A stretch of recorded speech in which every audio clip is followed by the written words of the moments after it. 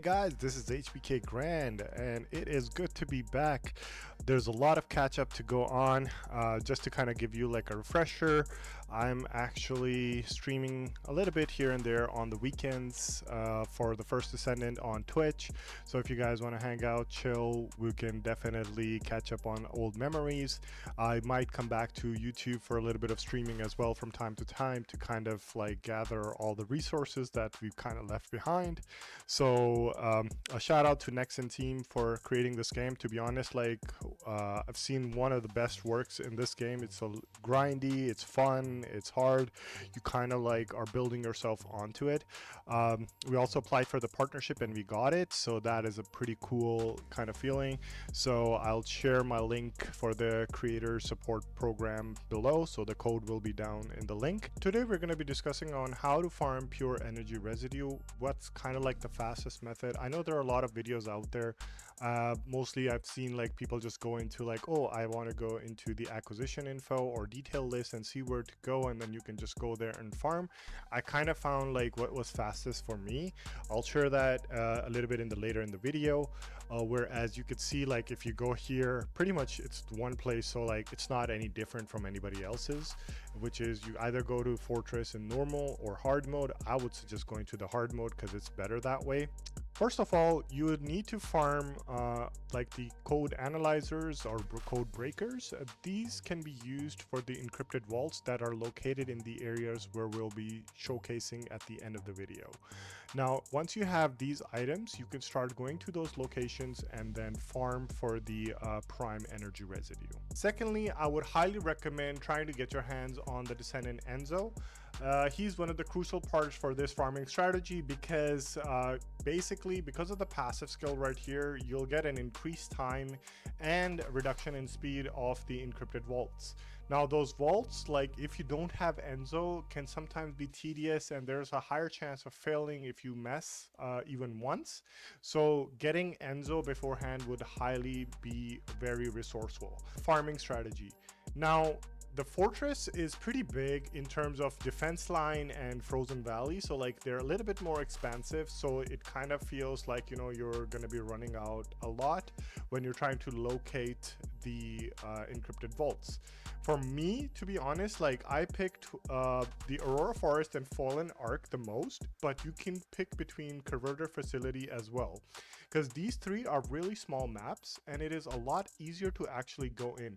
Now I have picked up like 3 possible locations for the Fallen Ark and Aurora Forest. Once you're at the location, you want to press the E-scan button. So for PC people, it's the tab button.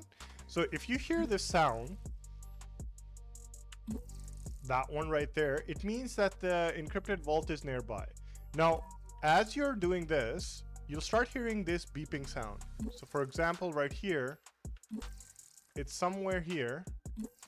Now, if you're not looking at the right direction, you will continuously go like this. So let's say if we do this. Oh, so we caught one right here. So this is one of the possible locations as well. And you'll notice it's right here. So if I press the E scan right here, that's the sound you want to hear, and it's going to be close by. Now, if I look away, it's not going to make that same sound. So you want to make sure, like if you're like looking that way and you stop hearing the other sound, then you want to start looking around in the second section and it will show up like this, that it's in the location. And again, if we go to the code breaker one, set codes that are too easy. so right here, you'll see like how slow it is. Like if you do it in the regular version, it's not going to be this slow.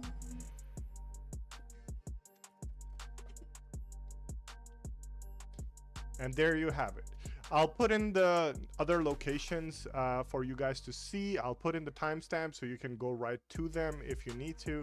Otherwise, this is the quickest way to kind of get that done. Thanks for watching. Make sure to hit that like button and subscribe, and I will catch you guys on my next video.